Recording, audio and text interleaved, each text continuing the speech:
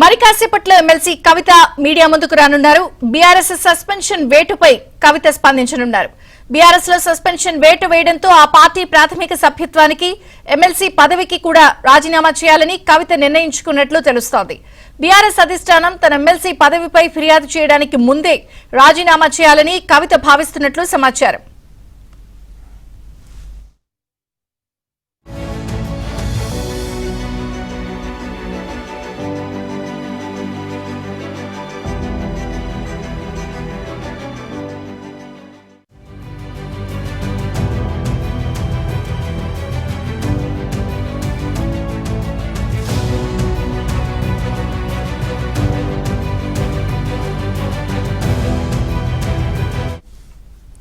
ఇక బీఆర్ఎస్ తో పూర్తిగా తెగదెంపులు చేసుకోవాలని, తానే కొత్త పార్టీ పెట్టాలని నిర్ణయించుకున్నట్టు తెలుస్తోంది.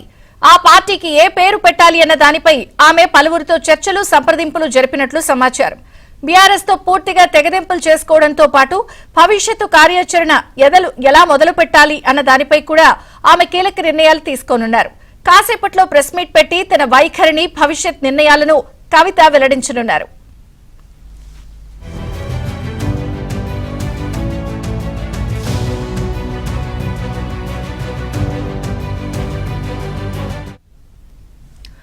మరోవైపు కవిత కేసీఆర్ కు మరో లేఖ రాసినట్లు తెలుస్తోంది. బీఆర్ఎస్ లో తనకు జరిగిన అన్యాయం, తనపై జరిగిన కుట్రలను లేఖలో ప్రస్తావించినట్లు కూడా సమాచారం. అయితే కవిత సస్పెన్షన్ తర్వాతి పరిణామాలపై కేసీఆర్ తో కేటీఆర్ సహా ముఖ్య నేతలు చర్చిస్తున్నారు.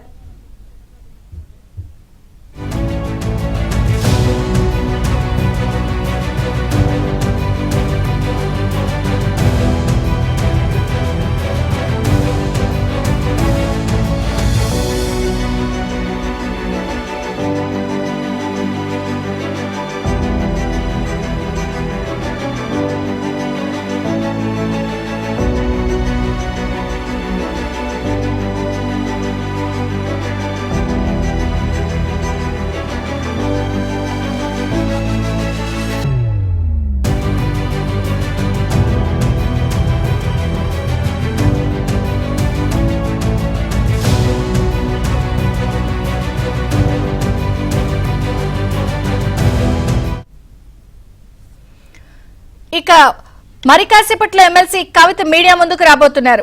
బీఆర్ఎస్ సస్పెన్షన్ వేటుపై కవిత స్పందించనున్నారు. బీఆర్ఎస్ లో సస్పెన్షన్ వేటు వేయడంతో ఆ పార్టీ ప్రాథమిక సభ్యత్వానికి, ఎమ్మెల్సీ పదవికి కూడా రాజీనామా చేయాలని కవిత నిర్ణయించుకున్నట్లు తెలుస్తోంది. బీఆర్ఎస్ అధిష్టానం తన ఎమ్మెల్సీ పదవిపై ఫిర్యాదు చేయడానికి ముందే రాజీనామా చేయాలని కవిత భావిస్తున్నట్లు తెలుస్తోంది.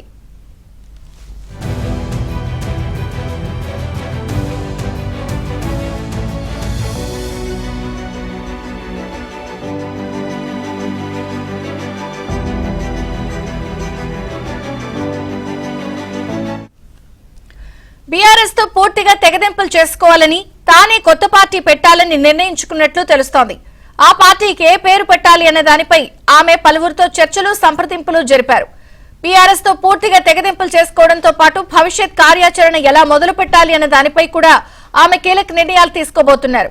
కాసేపట్లో ప్రెస్ మీట్ పెట్టి తన వైఖరిని, భవిష్యత్ నిర్ణయాలను కవిత వెల్లడించనున్నారు.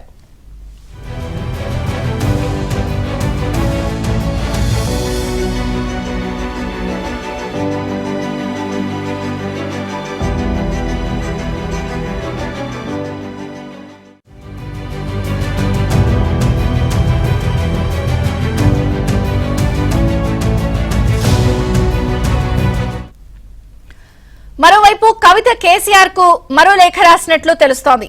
బీఆర్ఎస్ లో తనకు జరిగిన అన్యాయం, తనపై జరిగిన కుట్రలను ఆ లేఖలో ప్రస్తావించినట్టు తెలుస్తోంది.